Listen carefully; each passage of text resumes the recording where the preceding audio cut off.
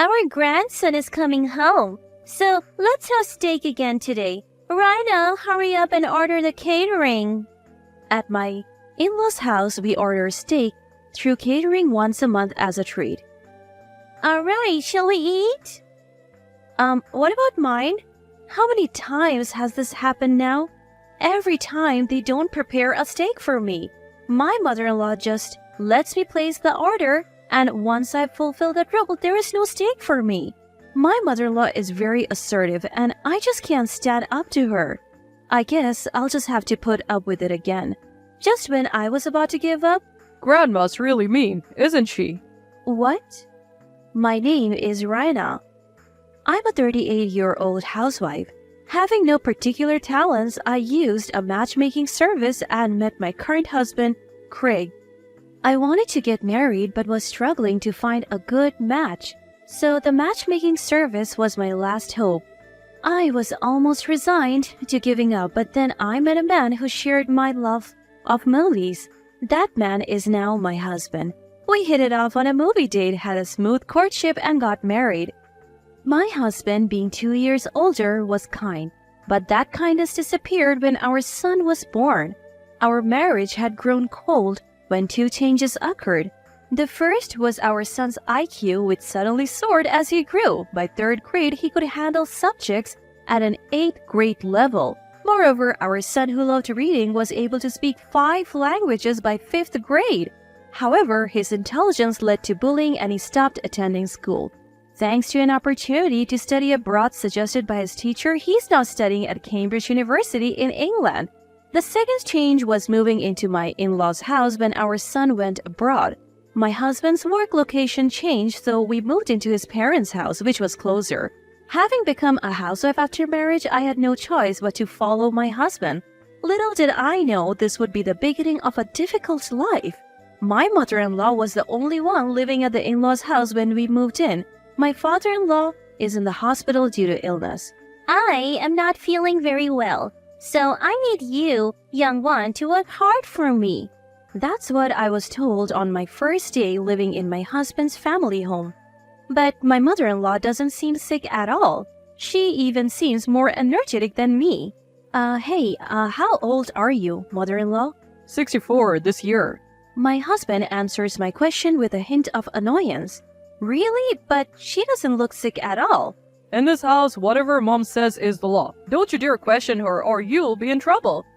Upon hearing those words from my husband, I suddenly felt incredibly alone. I could clearly sense my mother-in-law's hostility towards me, but I never thought my husband would abandon me like this, even though our marriage had gone cold. Come on, Rhino, get to work. You'll be staying here, so first clean the floors with this mop. With that, I was handed an old mop and bucket. Looking around, I noticed dust accumulated everywhere. It was clear the cleaning hadn't been thorough. Can I start using the vacuum cleaner? I thought to tackle the dust first. Don't rely on modern tools. Just do it all with the mop. Despite having a vacuum cleaner in the house, my mother-in-law refused to let me use it. I gave in and obediently replied, "Understood." Could you do that part while I do this one? I thought we would clean together, so I asked my husband, but my mother-in-law interrupted with a contemptuous look. What are you talking about? Craig and I will chat and rest here. You clean by yourself. But the house is unnecessarily big with 6 beds, 3 baths. It was impossible for me to clean it all alone. Also, do the dishes that have piled up, please. I was already at my limit with the floor cleaning, and now she was adding more demands? I can't handle it all. The house is too big. Oh, really? Then I'll allow you to use the vacuum for $10 every 10 minutes. How's that? That's too expensive. You can't even pay $10. What a poor daughter-in-law. My husband didn't lift a finger to help me, even as I was being mercilessly belittled in front of him. Moreover, he said, "It looks bad to squat and talk while mopping." When it was just the two of us living together, the lack of conversation was manageable, but since coming to his parents' house, my husband's cold behavior had turned into something like psychological abuse. Let's have steak today. I know a delicious place. With that, my mother-in-law called for catering. My arms ached, but I somehow finished the cleaning and dishes. And right when I finished, the catered steak arrived. I worked hard for this. I was beyond excited for the steak. Ever since I heard that we would be ordering steak, I put extra effort into cleaning. My mother-in-law said it was going to be an expensive steak, and I couldn't help but wonder just how delicious it would be. My stomach seemed to growl just thinking about it. Reina, please pour some water. My mother-in-law's tone was commanding and cold, but I could endure it all for this moment. I absolutely love steak, especially filet mignon. Once I finished pouring the water, the ordered steaks were lined up on the table. Wow, it looks delicious. Thank you, mother-in-law. I thanked her with joy. Huh? What are you talking about? There's no way there's any for you. My mother-in-law responded with a puzzled face. What? What do you mean there is none? I felt my heart sink to rock bottom. I cleaned the floors as you asked, and I have done the dishes. I said weakly, only for my mother-in-law to retort, That's only natural. It was merely a token of appreciation for letting you stay. Think of it as paying a fee through your actions. Did you think you could live here for free? I had moved into my in-laws' house due to my husband's work, and it was already nothing short of hell. Yet I didn't have the money to live on my own. Since getting married, I only received $200 a month for allowance. After buying clothes, cosmetics, and necessities, I cannot save. My savings before meeting my husband were spent on moving expenses and my father's surgery. I thought I would at least be secure as a housewife. I realized how naive I had been. So what about my dinner? My mother-in-law seemed completely unprepared for that question and began pondering. Let me think. I felt hurt and questioned my word. There are some noodles around. You can eat those. The table held high-quality steaks, and my meal was noodles? This stark difference told the story of my place in this family. They both ate their steaks in silence, never offering me a bite. Reina, wash this knife and fork thoroughly. The only time I came close to the steak was when I washed the knife and fork after they were done eating. From the very first day, I endured horrible mistreatment, and I was mentally and physically exhausted. One day, during this never-ending cycle, a call came from our son who was studying abroad. Mom, long time no see. Hey, you were good at handcrafts, right? What's this all of a sudden? I wouldn't say I'm good at it, but I do embroidery as a hobby. Really? Handcrafts are trendy here in America now, and I was reminded of your work. There are specialty stores here, but even looking back now, the quality of your embroidery is on another level. My son praised me during this rare phone call. How long has it been since someone praised me? I couldn't help but feel happy and even shed a few tears. Thank you. Only Leo would say something like that to me. My emotions must have transmitted to my son because he said, Mom, is something wrong? Your voice is trembling. What? My son is learning psychology in school, it seems. He said he has perfectly memorized all human unconscious actions that tie to mental states. Already a high IQ son, he's been further honed by receiving quality education. Now, they say his IQ is even measured at 200. Even as his mother, I can't believe he's the same person.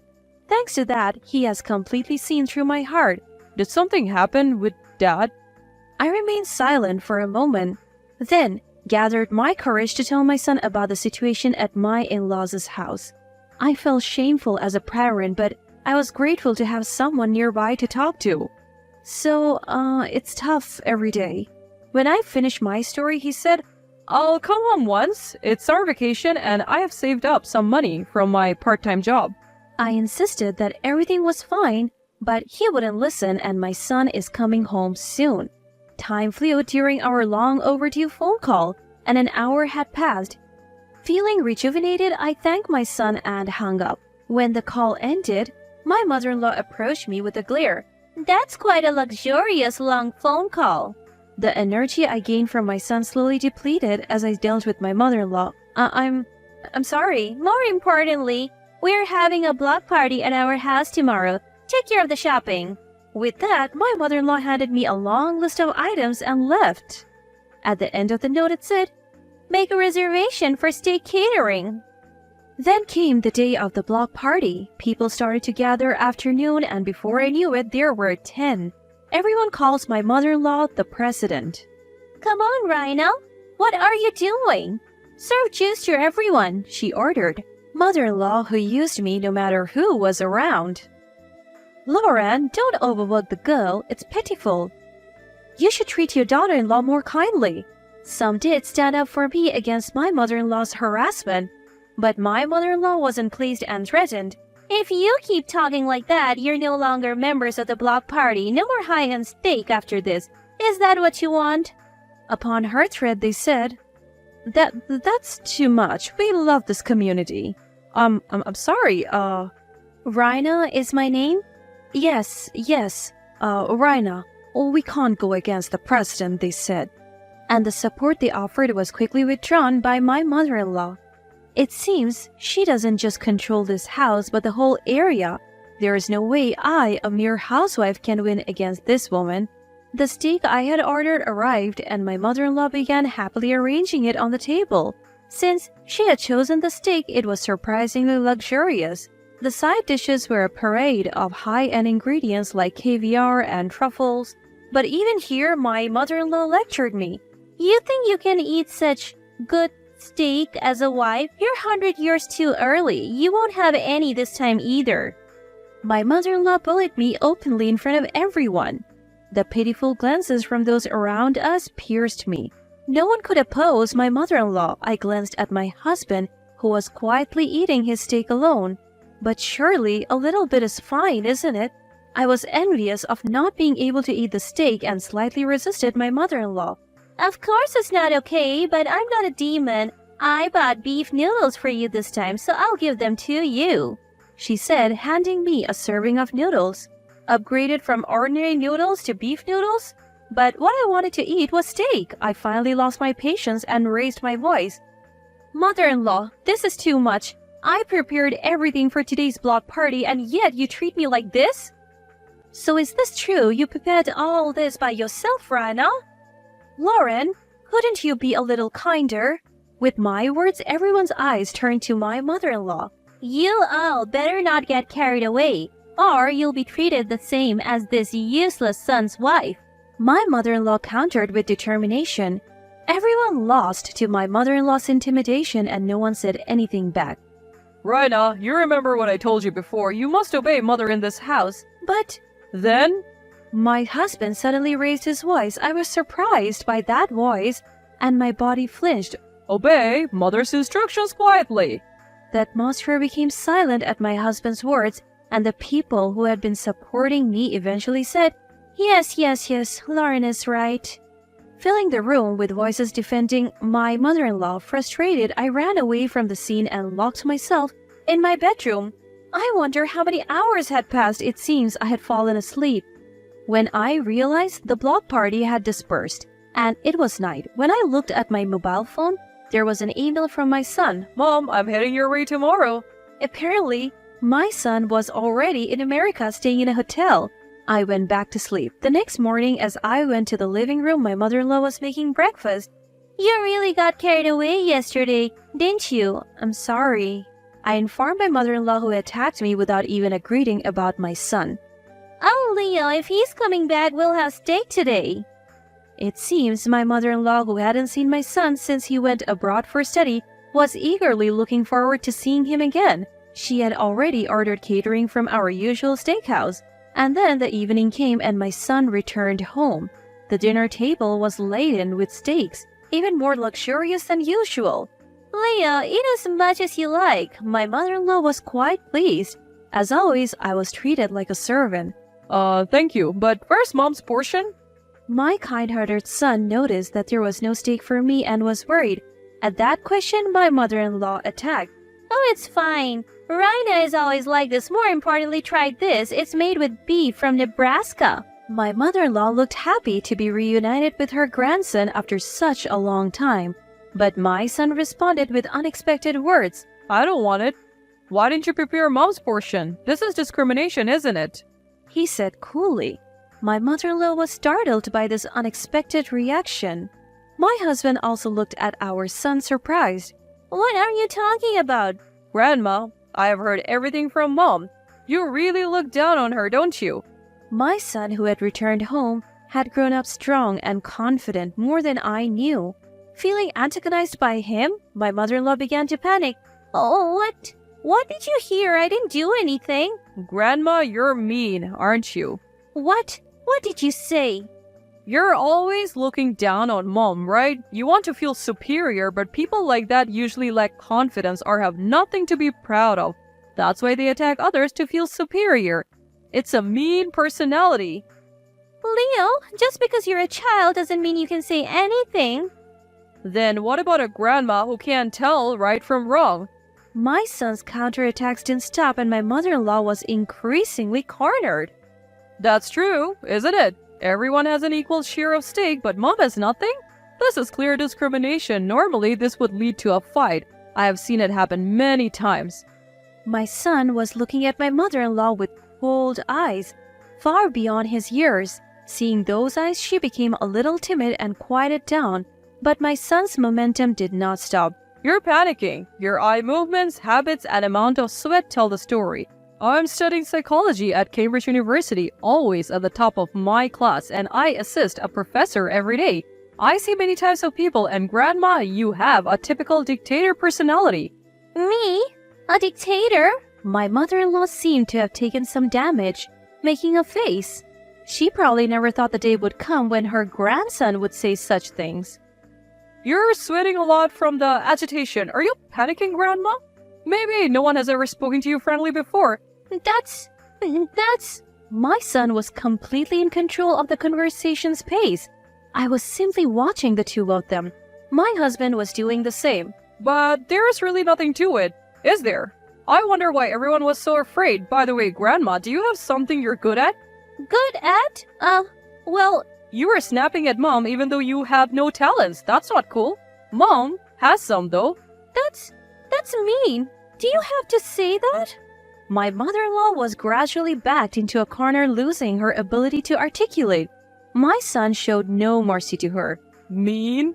What you did, Grandma, was far meaner. Plus, Mom is skilled in embroidery. It could even sell in England. I was surprised by my son's words. It was the first time my hobby was appreciated like this. So, what's your point? Don't you get it? Mom has skills beyond others, but you, Grandma, have none. Yet, you try to belittle Mom and assert dominance? Is it because you can't accept someone being superior knowing that you can't do anything? Grandma, you are the weakest here. My mother-in-law was at a loss for words, her mouth agape. She must have been struck by the undeniable truth. She couldn't say anything in return. And you, Dad? What have you been doing all this time? Why did you help Mom when she was struggling? Well, that's... You couldn't stand up to Grandma, could you? I don't know if it's because she's your mother, but if so, why did you marry Mom? My husband, too, was stumped by my son's legitimate questions and had no reply. Of everyone present, my son was the calmest and wisest. In the end, both you, Dad, and Grandma are just bullying Mom without any real content. You just want to feel superior and look down on others. I don't want to be involved with such people. My son's relentless words made my husband and mother-in-law's faces more rigid than ever before. Whether it was frustration at not being able to retort or something else, they tightly clenched their lips. My son's words hit home accurately and there was nothing they could do. I was simply delighted that my son had grown so wonderfully, and I couldn't help but gaze at him. Then my son said to me, "Mom, let's leave these two and move to England together." England? But we don't have the money, and finding a job there will be tough. As I replied, my son, who had been serious until now, began to smile. Actually, one of my classmates has a father who's a Hollywood actor. I became friends with him, and when I showed him pictures of your embroidery, he praised them. Then his father heard about it. Really? That's wonderful. My son continued. So his father wants to buy your work, and the news has spread with over 200 people now waiting to buy your pieces. What? As I expressed my surprise, my mother-in-law and husband also listened to my son's story with astonished faces. My son went on. You know, Mom, I'm sorry for taking the liberty of arranging this, but they want you to open a store with your handmade crafts. The kid's dad will handle all the expenses, including the cost for relocation, so let's turn your hobby into a job in the UK. My son's eyes were sparkling with excitement. Indeed, for something I do as a hobby, people around me often praise my finished works. I never dreamed that this would become my job. And in England? No less, not America. I fell silent for a while, pondering. The three of them focused on me as I thought, Oh, Rhina, you're not really going, are you? You can't be serious, right? my mother-in-law and husband asked me with frantic expressions. I thought hard about it. My son was right. If I'm going to be harassed at my in-laws' house anyway, I want to make my hobby my job. Moreover, the already frosty relationship with my husband has worsened due to his cold attitude. I felt like I didn't need to be here anymore, and I made up my mind. I'll give it a try. I accepted my son's proposal. My son was overjoyed at my answer, and my mother-in-law and husband wore shocked expressions. I decided to say it plainly. That's it. I'm divorcing you. I'm tired of being with you and being oppressed by your mother. Let me be free. With that, my husband slumped and said, All right. My mother-in-law was ranting until the end, but I didn't catch any of it and don't remember. And so the divorce was finalized without fuss, and I was freed from my in-laws' house. Now I'm busy in England preparing to open a shop. I insisted on making all the products by hand. This may be the most fulfilling time in my life. Later, I heard from my son that right after I arrived in England, my former mother-in-law stumbled at the entrance and ended up in the hospital. When she was injured, my former husband didn't know what to do, so he called an ambulance, but as she was being carried away, she ranted and raved, her complaints echoing throughout the neighborhood. This incident led to the block party members finally distancing themselves from my former mother-in-law. Since they were merely members who had quietly obeyed under intimidation, there were no real friends around her. My son apparently still keeps in touch with my former husband. It seems my former husband is doing all the housework by himself since my former mother-in-law was hospitalized, and with increased expenses, he has started working a late-night part-time job. The two who had continued to torment me have now begun to fall in love. Considering my former mother-in-law's age, full recovery may be difficult and she may need care even after discharge. Going to be tough, but I hope the two of them will do their best to live on. I am steadily working on products for the opening. My son is helping with the interior decoration of the shop next door. Although the idea of moving abroad was scary at first, my son is helping me wholeheartedly, which is very reassuring. My son who rescued me from a painful in-law family.